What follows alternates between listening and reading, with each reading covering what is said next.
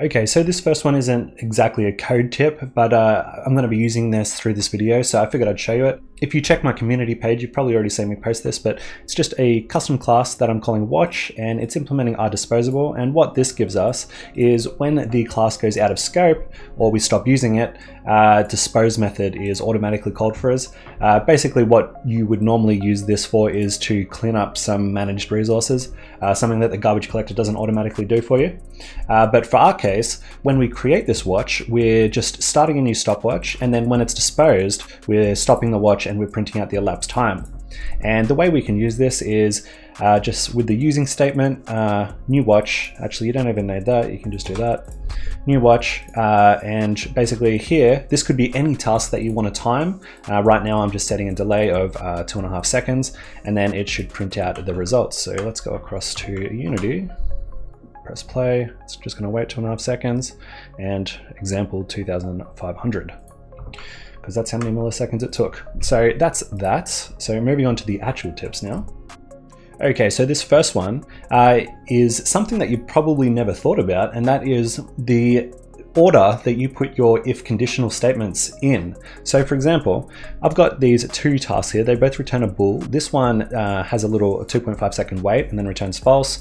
This one returns false immediately. Now, if you were going to write a conditional here, an if statement, what you need to understand is that these statements are processed from left to right. So if you put this long bool here first, followed by the short bool, it's going to process this one first, take 2.5 seconds, and then decide, nope, it's returned false, so then we'll just skip this, right?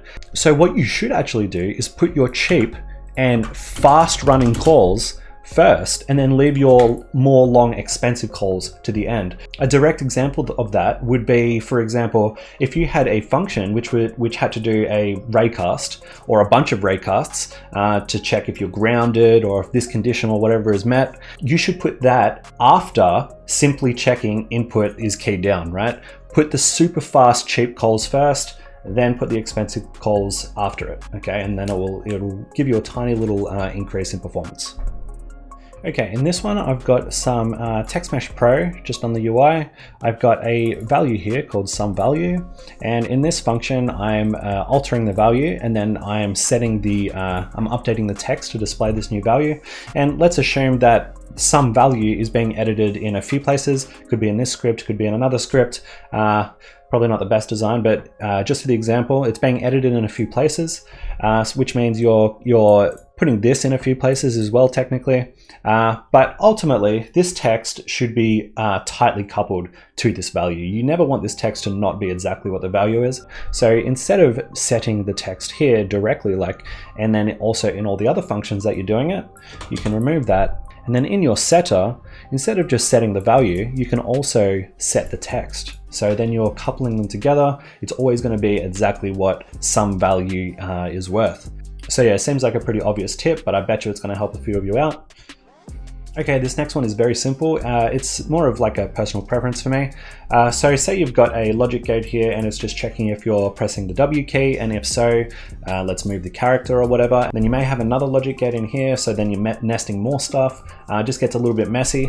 So this is personal preference, but I much prefer to invert the Boolean and simply return out of it.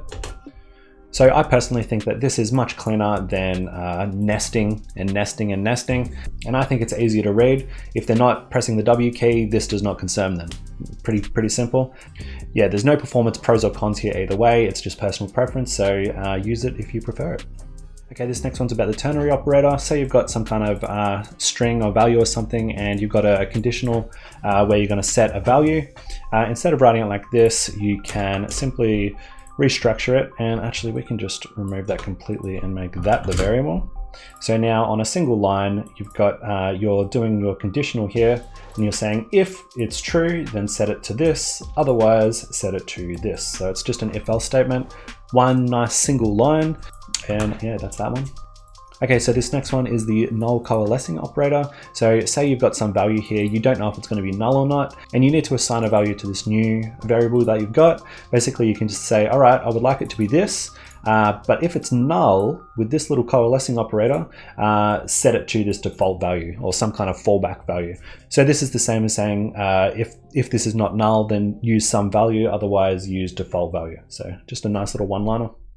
All right, so this next one is about building up your strings. So it's not so relevant in game dev, but in just development in general, string is an immutable type. So when you have your string here, and then you are concatenating on a new string, what this is doing is it's actually generating an entire new string.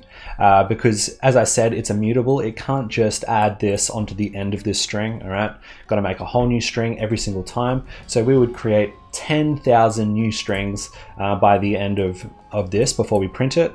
What you can do is you can create a string builder and append the new pieces of string, and then at the end you can just toString it. And the performance difference between these two is quite massive. Let me show you. So with concatenation, it is 1.5 seconds. With string building, it is just 15 milliseconds. So as you can see, the benefits are massive of using a string builder. Saying that though, if you're just concatenating like 2 or 3 times, don't worry about it. But as soon as you start getting like around the 10 concatenations, I would start using a string builder. And just this last one, if you hadn't already picked it up through my last examples, instead of doing debug log, you can simply do print as long as you're inside a mono behavior, because if you decompile print and have a look, you'll just see that it's just a wrapper for debug log. So just a little bit nicer to type instead of that. And that's it. I know they were very basic tips, but hopefully I taught you something. Subscribe, like, and I'll see you in the next video. Bye.